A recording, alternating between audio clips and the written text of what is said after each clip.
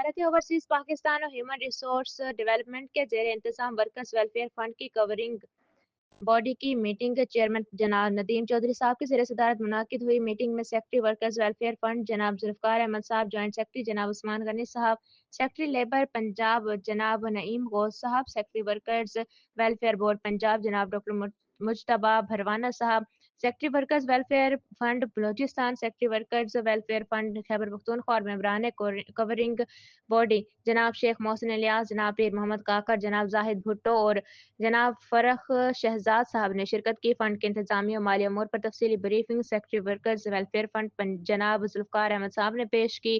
Meeting میں صنعتی کارکنان کی فلاح و بہبود کے منصوبے پر جامع غور و فکر کیا گیا۔ قائد محترم جناب شیخ محسن الیاس صاحب کی بطور ممبر شرکت میٹنگ کا نمایاں پہلو رہی۔ میٹنگ میں تاریخی فیصلہ کرتے ہوئے ورکرز کی شادی گرانٹ کو 6 لاکھ روپے اور موت گرانٹ کو 10 لاکھ روپے تک بڑھانے کی منظوری دی گئی، جسے مزدوروں کے لیے ایک انقلابی اقدام قرار دیا گیا۔ قائد محترم نے مزدوروں کی فلاح و بہبود کے لیے متعدد اہم تجاویز پیش